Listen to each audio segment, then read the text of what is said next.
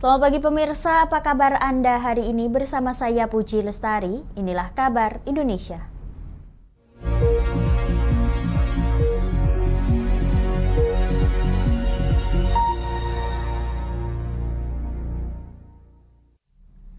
Pemirsa, Polres Sukoharjo berhasil menangkap tersangka pembunuh dosen UIN Raden Mas Said Solo, Wahyudian Silviani, kurang dari 12 jam saat korban pertama kali ditemukan tewas.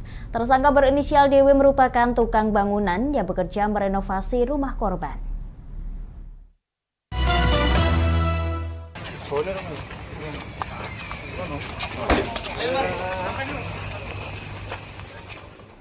Polres Sukoharjo berhasil menangkap terduga pelaku pembunuhan Wahyudian Silviani kurang dari 12 jam saat korban ditemukan tewas. Tersangka berinisial DW merupakan tukang bangunan yang bekerja merenovasi rumah korban. Kapolres Sukoharjo AKBP Sigit pada Jumat 25 Agustus mengatakan pelaku diduga sakit hati sebab kerap dimarahi oleh korban yang merupakan dosen UIN Raden Mas Said. Pelaku melancarkan aksi keji saat korban berada di rumah tinggal sementara. Ini motif ya, sakit hatinya ada, terus kemudian 365 dengan kekerasan menguasai barang milik orang lain. Tersangka DW juga menyabet barang-barang berharga korban berupa telepon genggam serta uang tunai. Karena kerjanya jelek, ditolol-tololin, dibego-begoin, ya semacam itulah. Guna mempertanggungjawabkan perbuatannya, pelaku dijerat pasal 340 KUHP, yakni terkait perencanaan pembunuhan dengan ancaman maksimal hukuman mati.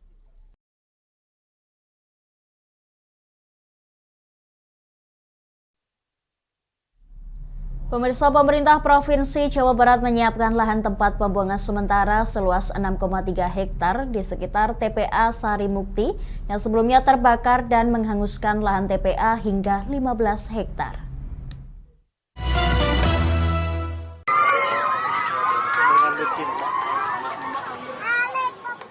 Gubernur Jawa Barat Ridwan Kamil meninjau lokasi kebakaran di tempat pembuangan akhir TPA Sari Mukti, Kabupaten Bandung Barat, Jumat 25 Agustus.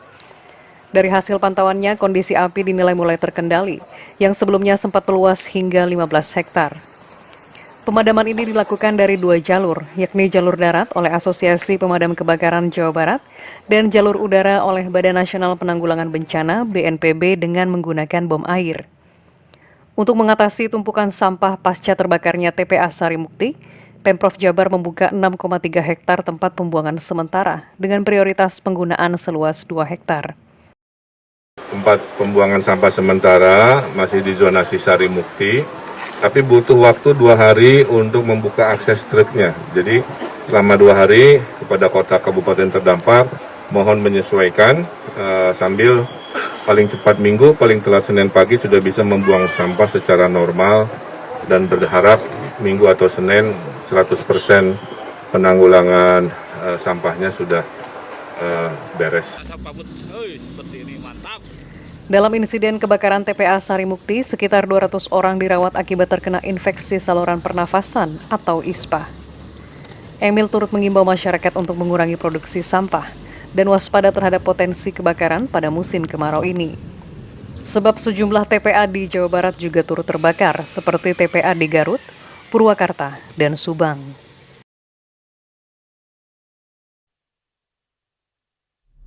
Pemirsa, Partai Demokrasi Indonesia Perjuangan melakukan konsolidasi pemenangan Pileg dan Pilpres 2024 di Stadion Jatidiri, Kota Semarang pada Jumat 25 Agustus malam.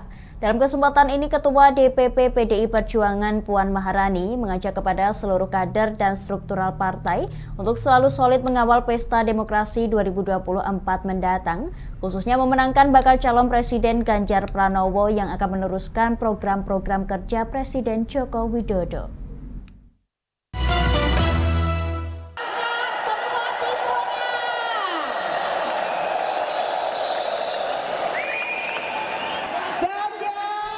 puluhan ribu kader Partai Demokrasi Indonesia Perjuangan dari seluruh penjuru Provinsi Jawa Tengah memadati Stadion Jatidiri, Kota Semarang pada Jumat 25 Agustus malam. Mereka menghadiri konsolidasi semangat menuju pemenangan Pileg dan Pilpres 2024. Selain kader dan struktural PDI Perjuangan, konsolidasi pemenangan ini juga dihadiri bakal calon presiden dari PDI Perjuangan Ganjar Pranowo, serta Ketua Harian Nasional DPP Partai Perindo Tuan Guru Bajang Zainul Masdi. Ketua DPP PDI Perjuangan Puan Maharani menyatakan konsolidasi ini menegaskan bahwa partai berlambang banteng moncong putih tetap solid baik di tingkat struktural hingga kader untuk memenangkan pemilu 2024. Di samping itu, Puan juga mengajak seluruh kader baik di tingkat pusat hingga daerah untuk bersikap tegak lurus melaksanakan instruksi partai dengan memenangkan bakal calon presiden Ganjar Pranowo, yang dipastikan akan meneruskan program-program kerja Presiden Joko Widodo. Hadirin dan kader dengan perjuangan yang saya banggakan, tantangan yang akan kita hadapi untuk menangkan pemilu 2024 tidak ringan. Ada tantangan besar, ada perlawanan besar, kawan menjadi lawan, banyak pihak yang ingin melihat kita pecah, ingin melihat kita lemah.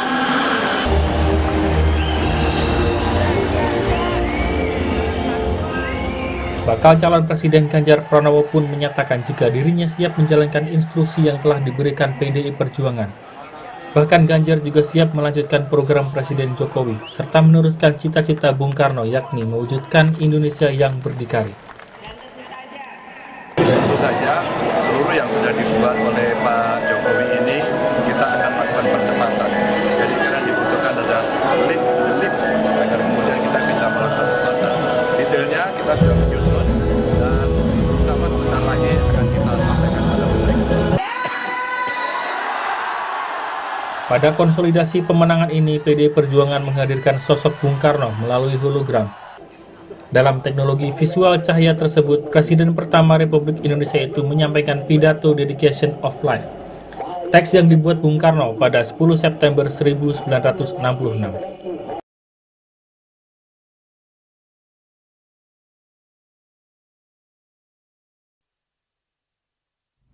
Kami akan jeda sejenak pemirsa, tetap bersama kami di Kabar Indonesia.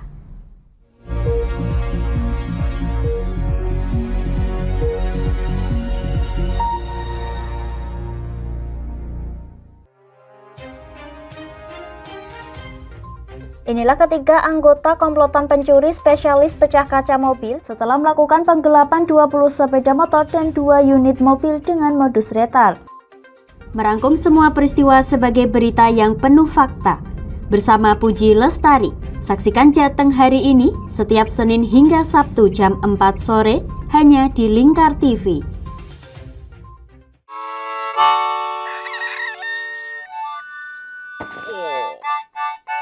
Selamat pagi, Patrick. Selamat pagi, SpongeBob. Apa kalian dua orang bodoh bisa diam? Menemani hari Minggu adik-adik dengan kartun-kartun kesayangan. Patrick, sanjunglah konsumen, buat dia merasa senang. Halo, hai sayang.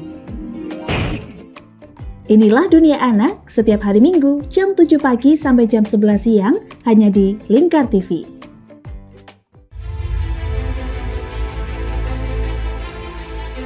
Memberikan pinjaman uang kepada saya dengan bunga 8% per bulan.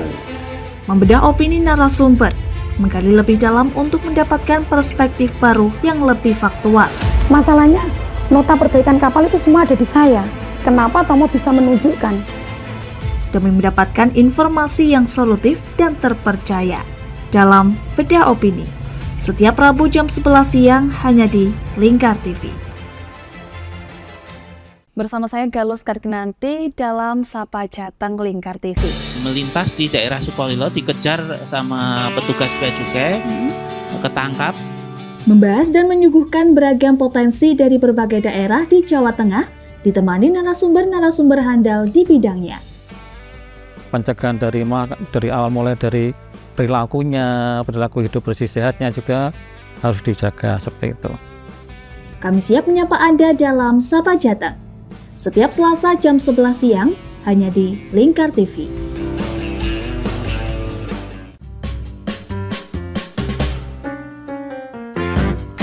Mari pilih motif batik yang kamu suka di Batik Yuliati Warno. Memproduksi dan menjual batik tulis bakaran khas Pati dengan kualitas yang sangat istimewa.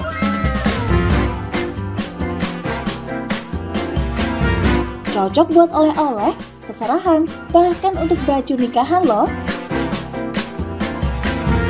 Menyediakan berbagai motif mulai dari batik klasik sampai batik modern. Ayo borong segera Batik Yuliati Warno. Anda bisa melihat proses produksi batik secara langsung di rumah produksi kami loh.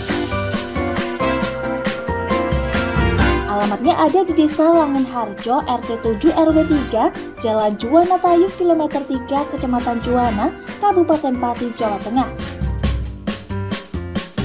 Atau Anda bisa menghubungi nomor telepon kami di 081 326 693 300.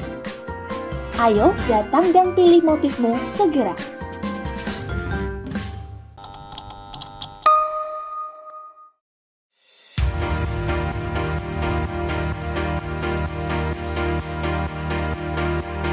Wah, di Pati ada kedai yang nyaman dan estetik buat nongkrong bareng Besti. Ini dia, Kedai Sendika. Alamatnya ada di Gang 2 Sarirejo, Kecamatan Pati, Kabupaten Pati, Jawa Tengah.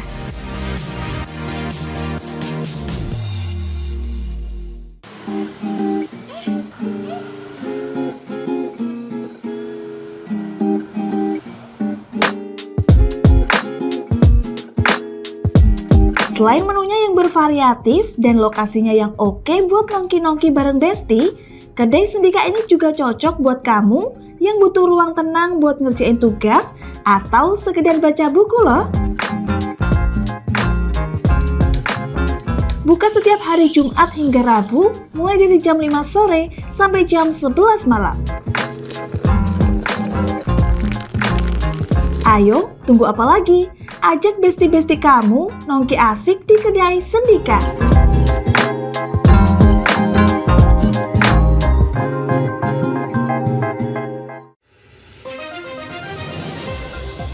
Modus kedua pelaku ini berpura-pura kehabisan bahan bakar kendaraan. Setelah pelaku dibantu, mereka kemudian melakukan kekerasan dan mengambil paksa sepeda motor korban. Saat tiba di lapangan terbang Okbab, rombongan langsung dihadang 5 orang yang mengaku sebagai anggota KKB. Yakni melakukan bujuk rayu kepada korban yang merupakan santriwati pada momen kegiatan belajar mengajar khusus. Menyajikan informasi-informasi hangat dan terpercaya bersama Kabar Indonesia setiap Senin hingga Sabtu jam 7 pagi hanya di Lingkar TV.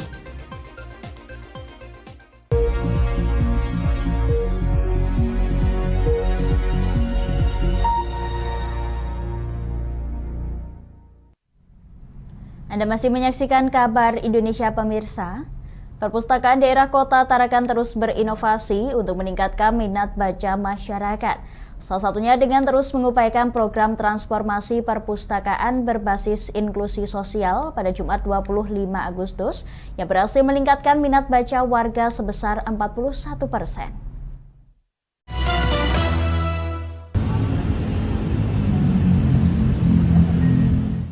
Data dari UNESCO menyebutkan bahwa minat baca masyarakat Indonesia hanya berkisar 0,001%. Untuk itu, berbagai program yang bertujuan untuk meningkatkan minat baca terus digalakan. Salah satunya dengan program transformasi perpustakaan berbasis inklusi sosial yang diinisiasi oleh Perpustakaan Daerah Kota Tarakan. Program ini mewadahi pengembangan potensi masyarakat melalui sejumlah pelatihan dengan memanfaatkan literatur yang ada di perpustakaan, seperti Library English Club, latihan teater dan melukis, serta pengelolaan makanan bergizi untuk mencegah stunting. Pustakawan ahli muda Perpustakaan Daerah Kota Tarakan Darmawati pada Jumat 25 Agustus menjelaskan bahwa saat ini program transformasi perpustakaan berbasis inklusi sosial tidak hanya menyasar remaja, namun dari berbagai usia seperti dewasa dan lansia. Jadi mindsetnya sekarang itu perpustakaan itu tidak hanya layanan itu tadi, tapi bagaimana memberikan layanan skill sehingga orang itu sejahtera dengan buku gitu. Nah, kami juga membina 52 komunitas. Jadi komunitas dari mulai komunitas Gojek, komunitas ibu UMKM, komunitas literasi, komunitas anak-anak pang, komunitas nelayan, komunitas semua kita bina di sini sehingga kita memberikan manfaat. Makanya ruang di bawah ini agak luas karena ini kita setting untuk ruang pertemuan. Kalau ruang layanan pinjam bukunya di atas. Novin, salah satu pengunjung perpustakaan, mengaku kehadiran perpustakaan daerah di Kota Tarakan sangat membantu dirinya dalam mencari referensi pembelajaran di kampus. Ya, sangat membantu sekali, terutama bagi mahasiswa atau siswa-siswa yang sangat membutuhkan buku buat bacaan. Perpustakaan daerah Kota Tarakan mencatat adanya kenaikan minat baca masyarakat hingga 41% dengan rata-rata kunjungan mencapai 800 hingga 900 orang setiap bulannya.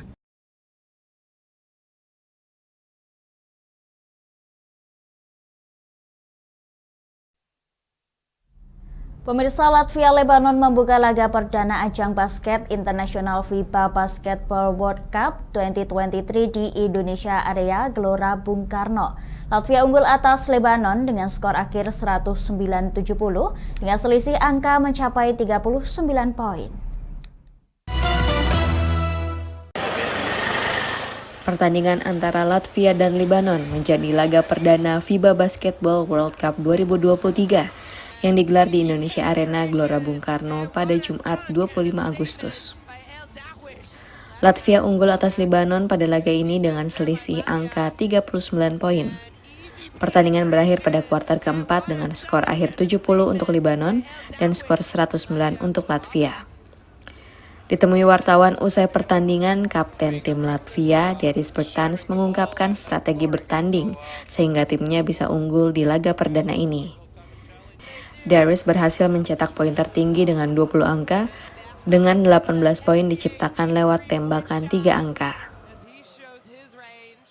First of all, it's okay. Like, we like those kind of challenges. We've been going through those kind of games also in qualification, and nothing new. We just have to play our game, share the ball, involve everybody, and keep making shots. Selanjutnya, Latvia akan bertemu dengan lawan berat yakni Prancis pada Minggu 27 Agustus, sementara Lebanon akan menghadapi Kanada pada hari yang sama. Laga perdana FIBA World Cup 2023 ini berlangsung di Indonesia Arena, kawasan Gelora Bung Karno, Jakarta, mulai 25 Agustus hingga 10 September.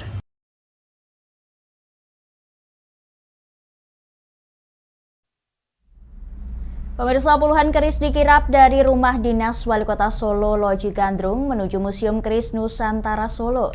Kirap ini juga turut menampilkan keris Kiai Tengara yang merupakan hibah dari Presiden Republik Indonesia Joko Widodo.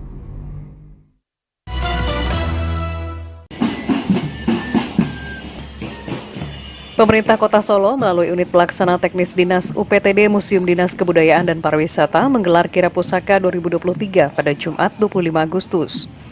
Pada kirap ini ratusan peserta menampilkan puluhan pusaka keris dan tombak dengan berjalan mulai dari Loji Gandrung hingga Museum Keris di Sriwedari sejauh kurang lebih 4 km.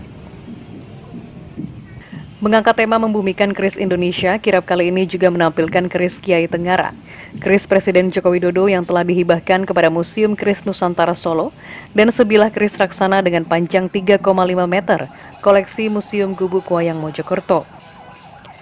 Kirap ini merupakan rangkaian peringatan 6 tahun Museum Keris Nusantara, sekaligus mengenalkan kembali keris sebagai karya seni dan benda budaya warisan Nusantara yang telah diakui UNESCO sebagai warisan budaya dunia non-bendawi manusia. Harapannya masyarakat luas semakin mengenal budaya bangsa, terutama keris ya, dan senjata tradisional. Karena di Museum Keris Nusantara ada senjata tradisional Nusantara, makanya di belakang ada pasukan-pasukan yang membawa keris-keris Nusantara. Tidak hanya koleksi dari Museum Keris Nusantara, beberapa komunitas seperti Bratasura, Tosan Aji, dan kolektor keris Solo lainnya juga turut memeriahkan kirab pusaka ini.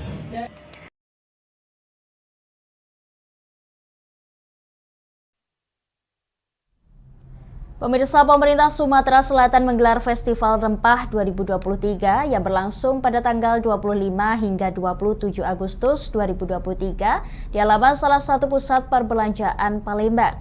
Festival ini untuk unjuk kebolehan hasil panen aneka rempah yang dikumpulkan dari setiap kabupaten dan kota di Provinsi Sumatera Selatan.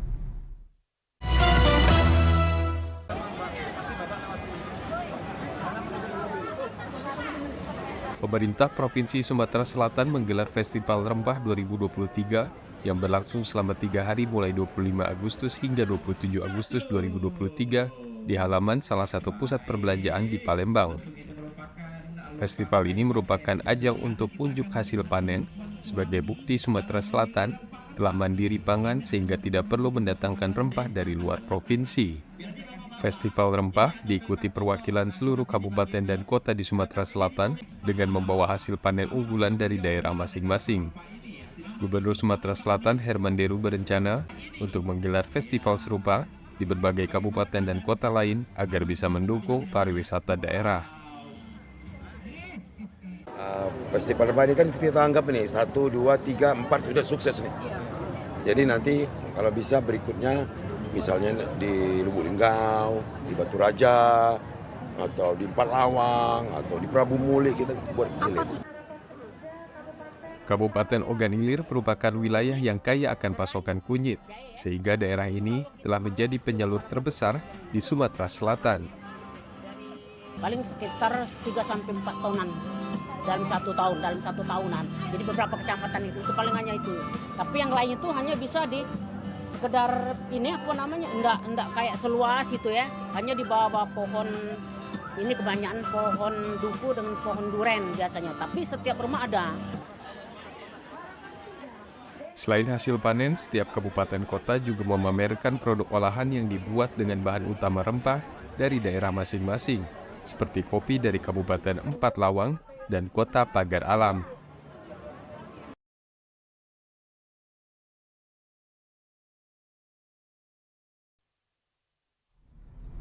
Demikian kabar Indonesia pemirsa, nantikan kabar Indonesia selanjutnya hanya di Lingkar TV. Saya Puji Lestari pamit dari hadapan Anda, selamat melanjutkan aktivitas Anda, selamat pagi dan sampai jumpa.